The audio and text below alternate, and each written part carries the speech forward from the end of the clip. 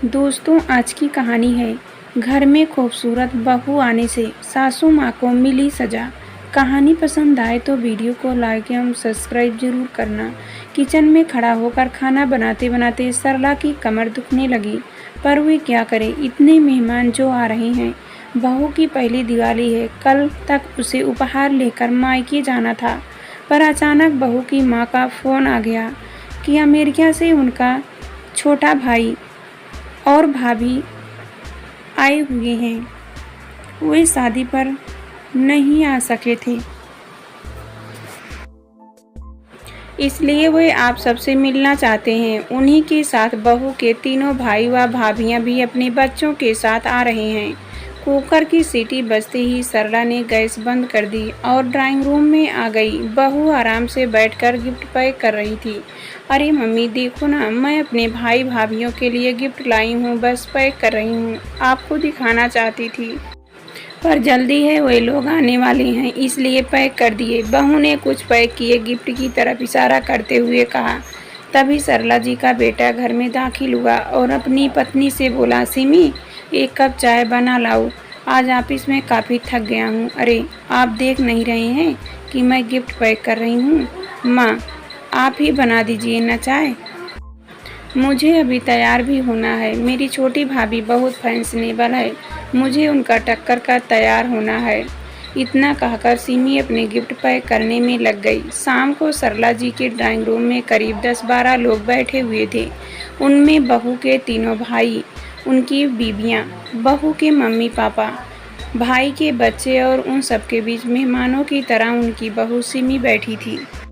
सरला ने इशारे से बहू को बुलाया और रसोई में ले जाकर कहा, सिमी सबके लिए चाय बना दे, तब तक मैं पकौड़े तल लेती हूँ। क्या मम्मी, मायके से परिवार के सारे लोग आए हैं और आप कह रही हैं कि मैं उनके साथ न बैठकर यहाँ रसोई में काम करूँ?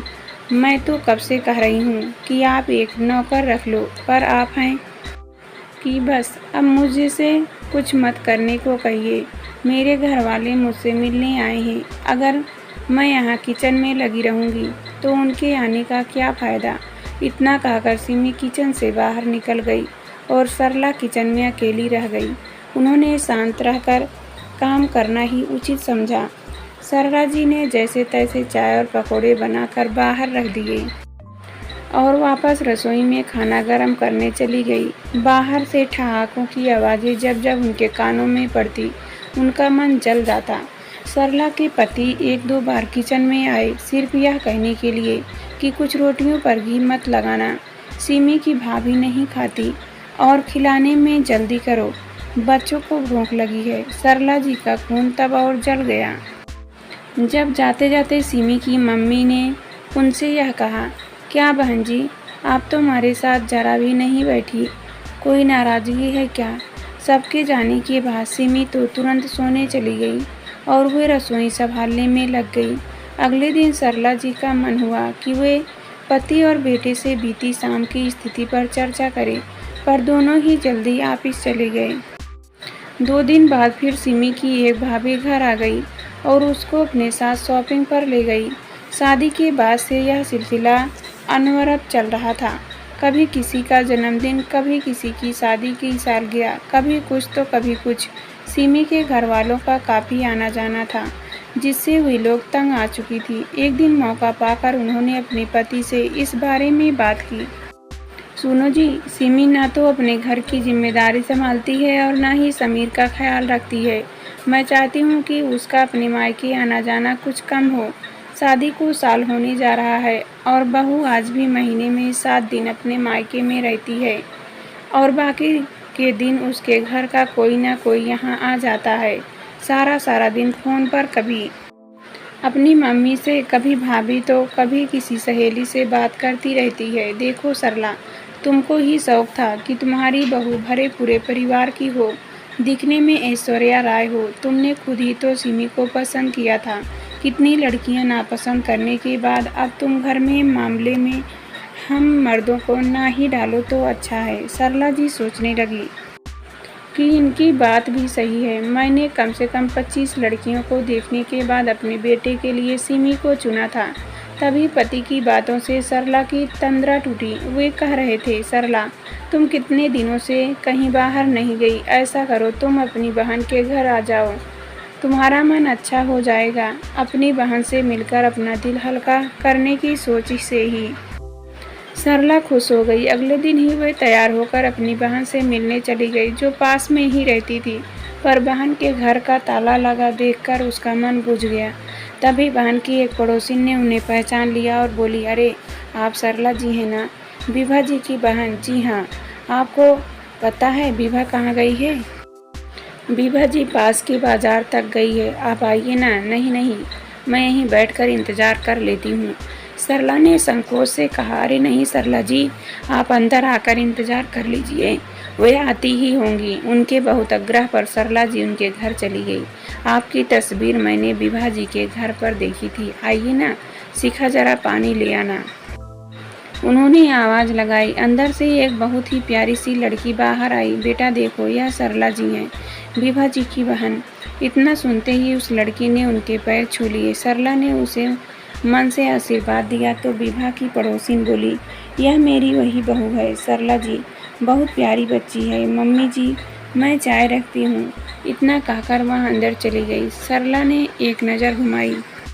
इतने सलीके से हर चीज़ रखी हुई थी कि देखकर उनका मन खुश हो गया। कितनी संस्कारी बहू है इनकी, और एक सिमी है बहन जी। विभा दीदी आपकी बहुत तारीफ करती हैं। मेरा ध्यान विभा की पड़ोसिन पर चला गया। इतने में उनकी बहू चाय बिस्किट के साथ पकौड़े भी बना कर ले आई और बोली, लीजिए आंटी जी। हाँ बेटा। तभी फ़ोन की घंटी बज गई।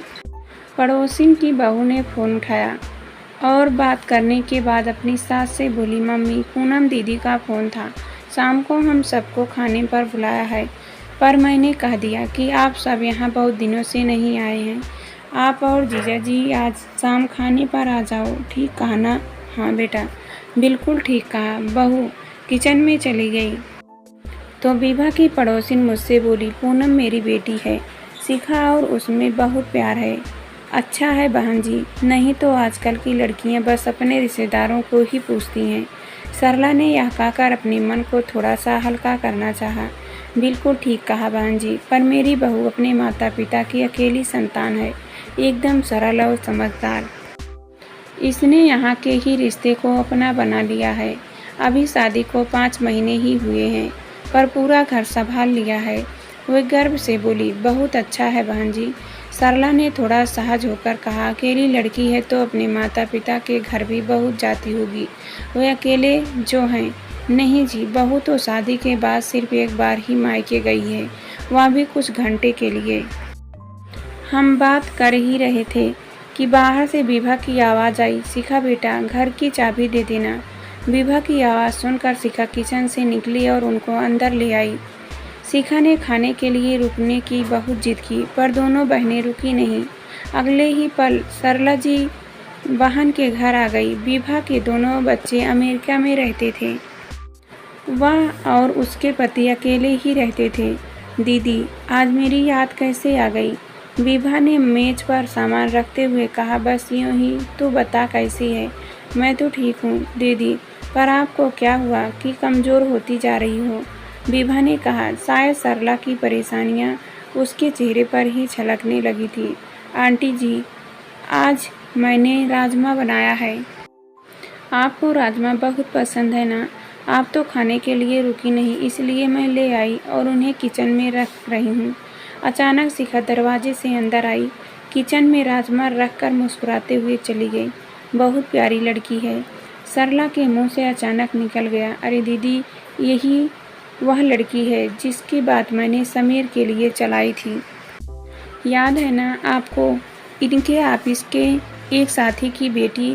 दीदी आपको याद नहीं आया क्या? विभा ने सरला की याददाश्त पर जोर डालने को कहा। अरे दीदी, जिसकी फ़ोटो मैं भी मंगवा ली थी, पर इसका कोई भाई नहीं था, अकेली बेटी थी, इसलिए अपने फ़ोटो तक नहीं देखी थी।